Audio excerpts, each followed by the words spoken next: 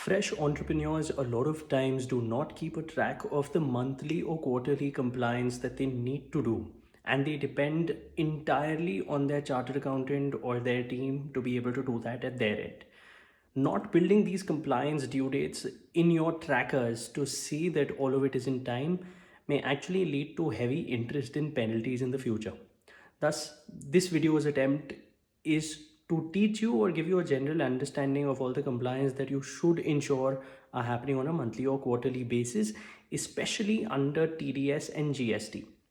So, speaking of GST, if your annual turnover is less than 5 crore in the previous financial year, you need to be doing primarily quarterly filing. However, the payment of GST is to be done on a monthly basis. So, while there are several dates for different states within India, ranging from the 20th to the 24th of the subsequent month, your internal deadline should be that 20th is the due date for you to make the GST outstanding payment on your outward supply by the subsequent month.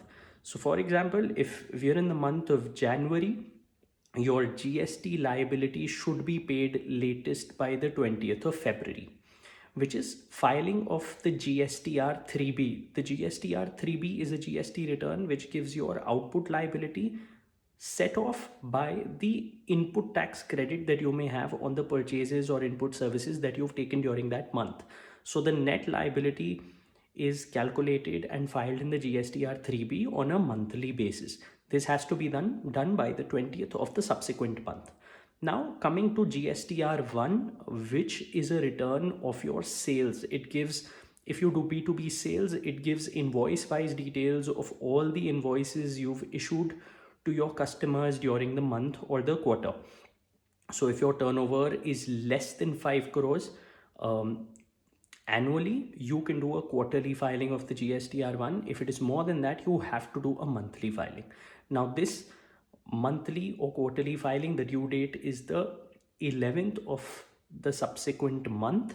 So for example, if you're doing quarterly filing of GSTR1 and the quarter for Jan to March, you need to file your GSTR1 for that quarter before 11th of April. I would urge you that internally you keep your deadline and do the filing by the 10th. If, however, you've chosen to do monthly GSTR1 filing, you must do it. You can do that, choose that option voluntarily. Even if your annual turnover is less than 5 crores, choose to file your GSTR1 by the 10th of the subsequent month. So here we've spoken about 3B and 1 under GST.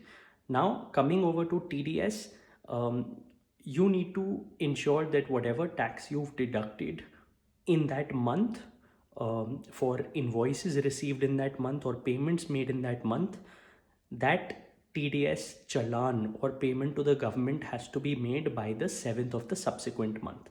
So the due date is 7th of the subsequent month for months from April to February.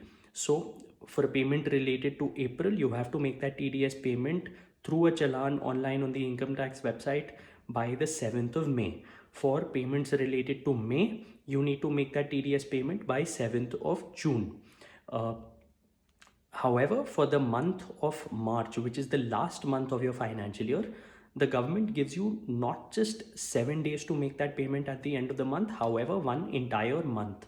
So the payment for the month of March, which is the end of your financial year, can be done by 30th of April. You get 1 month. So for every other month, you get 7 days. For the last month, you get one entire month to make that TDS payment.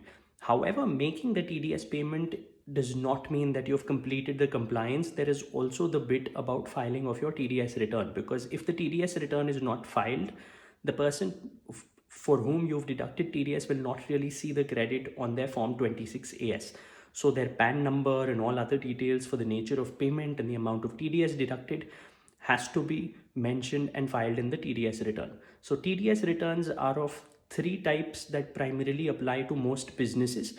One is a 24Q, which applies to your employees and the TDS you deduct for your manpower. 26Q is the TDS that you deduct for payments such as rent, for contractors, for professionals, for commission payments, and a Form 27Q is a TDS return that you file for all foreign payments to non-residents. Now, the TDS return due dates are, you get 1 month after the end of the quarter. This is a quarterly return to be done, no monthly return here.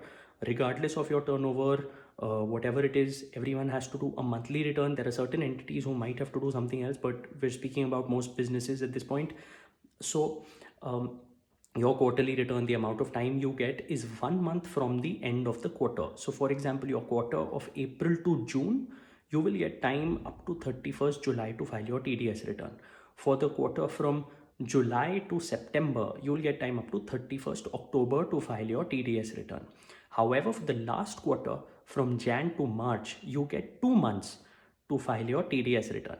If your TDS return is delayed, there is a late fee of 200 per day.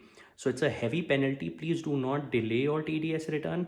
Also know that there is interest liability for late deposit of TDS. So if you don't deposit your TDS by the 7th that we had spoken of the subsequent month, you may also have to pay interest on it.